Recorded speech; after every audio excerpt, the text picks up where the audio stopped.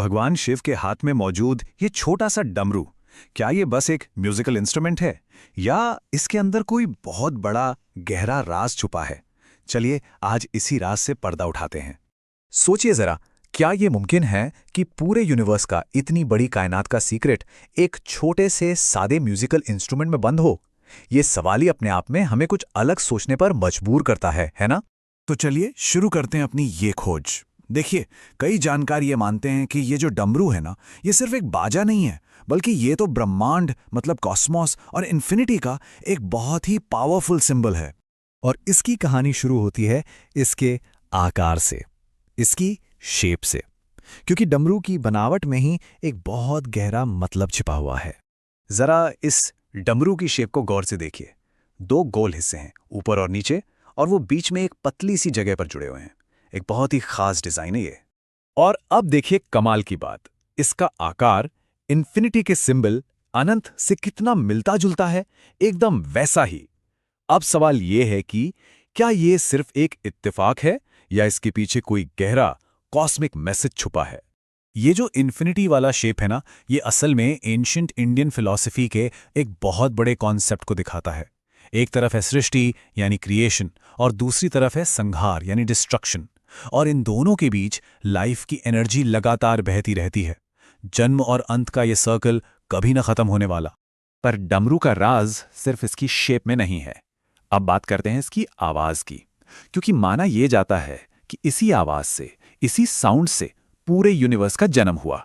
कहते हैं कि जब भगवान शिव ने अपना तांडव नृत्य किया तो उनके डमरू से जो साउंड वेव्स निकलीं, उन्हीं से इस ब्रह्मांड की फंडामेंटल वाइब्रेशंस बनी, भाषा बनी, ग्रामर बना, सब कुछ।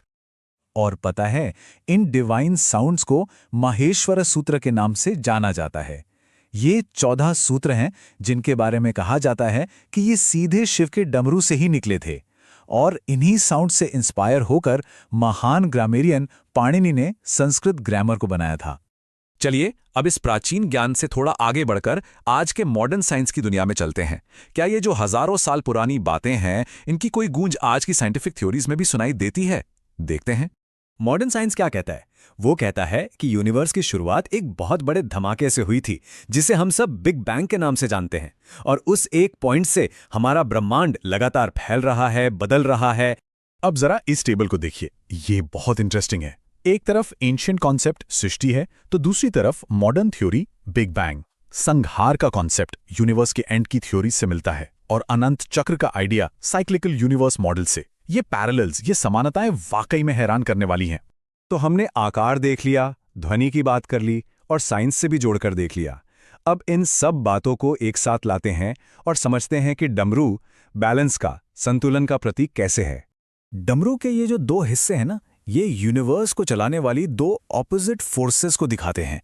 जैसे एक तरफ मैटर है तो दूसरी तरफ एनर्जी, एक तरफ पास्ट है तो दूसरी तरफ फ्यूचर।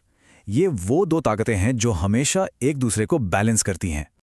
और इन दोनों के बीच का वो जो नैरो पॉइंट है, वो सबसे जरूरी है। वो पॉइंट ऑफ बैलेंस है, वो जगह जहां ये दोनों ऑपोजिट फोर्सेस मिलती हैं। और इसी बैलेंस से समय और सृष्टि का पहिया लगातार चलता रहता है।